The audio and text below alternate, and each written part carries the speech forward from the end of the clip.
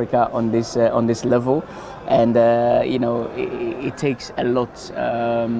It's not easy, you know, because as me personally as a coach, I coach with passion. I don't know if you saw it, but I give everything, and yeah, it took a lot, but now I need to go back, get enough energy to start with the family, with a wife and kids.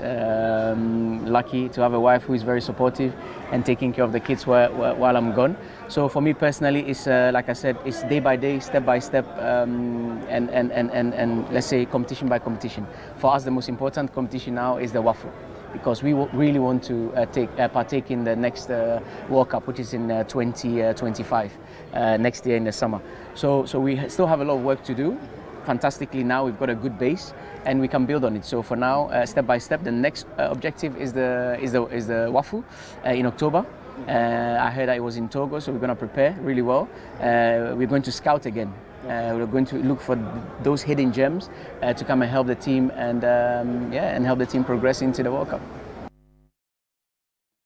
All right, so that's Desmond Ofe, coach of the Black Satellites. But if he's talking about coaching in Africa for the first time, where was he and why did we ask him to come? Had he done any works anywhere that spoke for him, hence his invitation to coach them? Well, he's only 36 years. He used to play football but had an injury and went into coaching.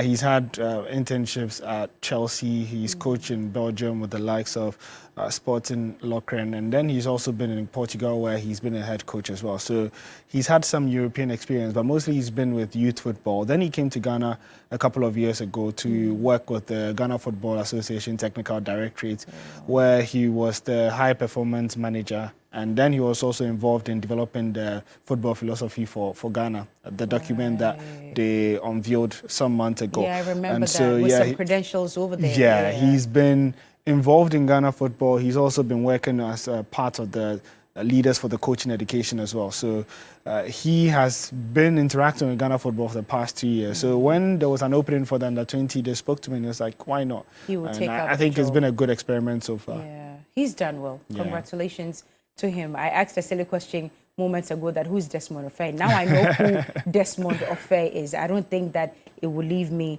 anytime soon. Anyway, so moving away from the Black Satellites, let's talk about the big boys, the Black Stars themselves. And we have a game. I said we, yes, because, the love is here. The Satellites brought back the love. So we have a game against Uganda today. What are our chances? Well, it's a game that Ghana has to win. Against Nigeria, there was a bit more leeway because Nigeria is way ahead of Ghana in football at the moment. And so it was understandable that for a first game, a lot more focus will be on how the team reacts, how the team plays. And that was impressive. But now it's about results when you play against a team like Uganda. Uganda themselves have also been in Morocco for the past week. They were beaten by 4-0 by Comoros. And so it shows that country.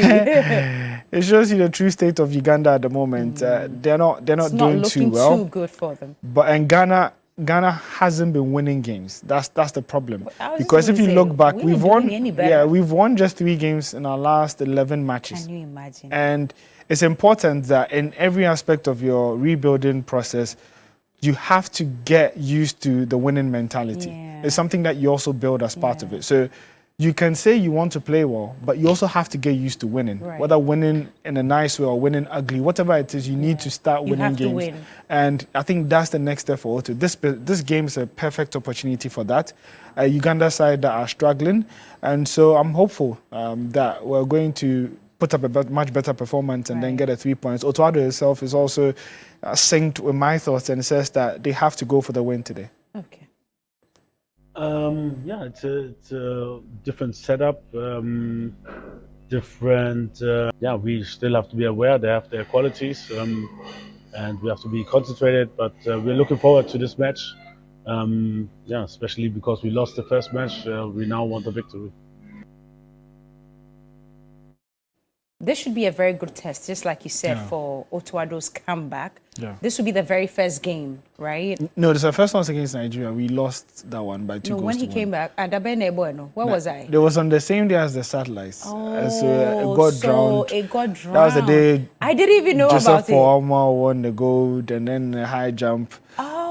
boxing. But why did we plan it that way? They didn't know that, No that way. when they were planning. I think they set the dates like 3-4 weeks ago. I mean, it's this bad. As an affiliate of 3 Sports, I don't even know, but I didn't even know there was a game on that day. That match went under the because at halftime that's when Joe Paul ran and got the goal. No way. So No way. yeah. I see. Anyway, so this will be his second game. Yeah. And hopefully we win this one. And there's a journalist, a sports journalist from Uganda who's also been speaking, Clive.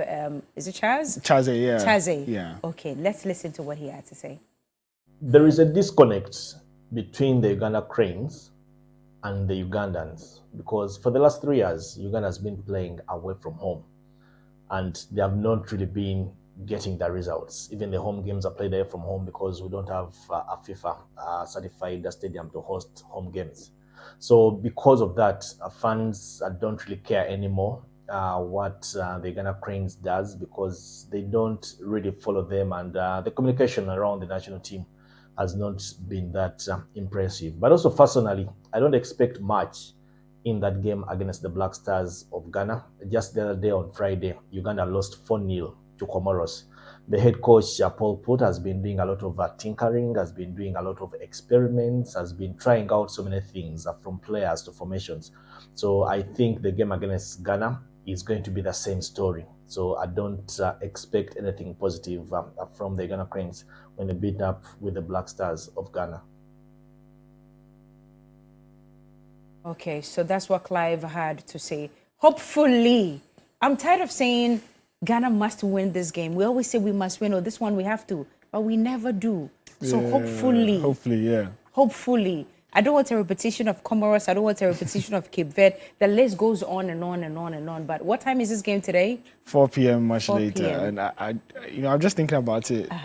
And I don't think Ghana has won a match in 2024. Jesus Christ. Because we drew Namibia, we lost to Cape Verde, drew Egypt, drew Mozambique, lost to Nigeria. Yeah, we've not won a game this year. We haven't won anything. And it's been 3 months into 2024. Almost heading to the fourth. Hopefully this will be our win. So let's see how it goes. 4 p.m. today. Are we showing it here? No. We're not showing GFA it. app. Okay, the GFA will show it on the We'll definitely bring we'll bring you the updates here later tonight. News 360 would have the updates, and of course tomorrow morning as well. Now let's move on to the international front and talk about Vinicius Junior and racism. What is happening, Oreku?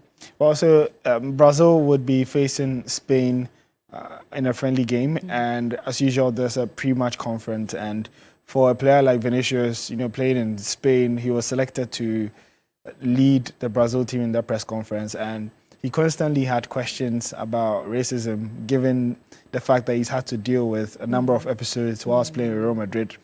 And at a point, he broke down in tears, just saying that he just wants to do what he loves, that's playing football. And it gets a bit tiring when you are constantly being targeted, constantly being maligned.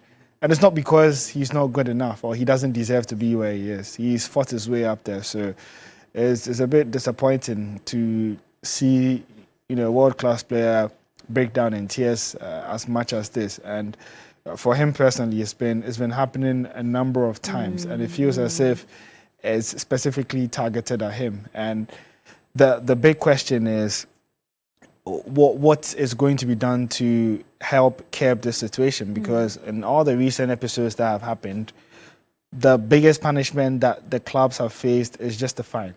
A fine that in the grand scheme of things doesn't do much because these clubs are making millions and they fine them thousands. And I just don't think that is enough. There must it's be not. We need something much more significant, something that would really change the face of, how people are looked at with regards to their race, color, and discrimination and all that. So it's an ongoing conversation, but it's a bit sad and disappointing to see that less than 24 hours to a big match between Spain and Brazil, where once again here talking about racism and all that.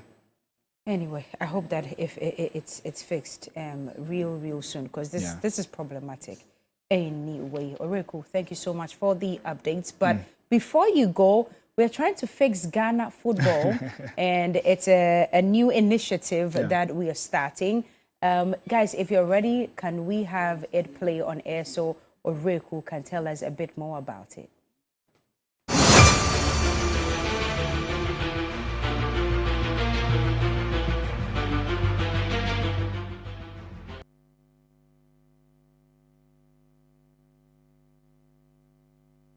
Your screens, please keep it on the screen, and let's talk about it. So we are here at Media General TV3, of course, and 3 Sports.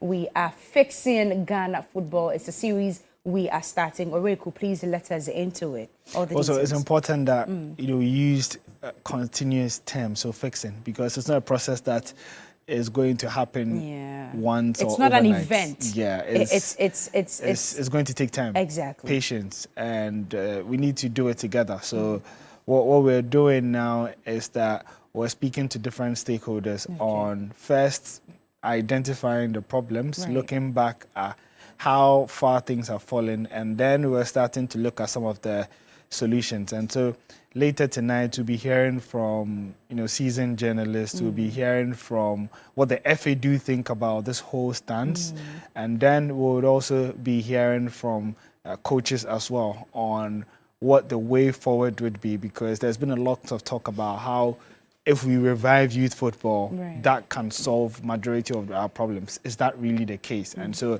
episode 1 would be taking a look at that later tonight. Okay. So episode 1 tonight, 7:40 on News 360. Please make sure you do not miss it. And definitely tomorrow we'll be here to talk about it. Thank you so much for your time this morning. Moving on, we are talking about equipment that you must keep in your car. They are very necessary. Please stay with us. We'll be right back.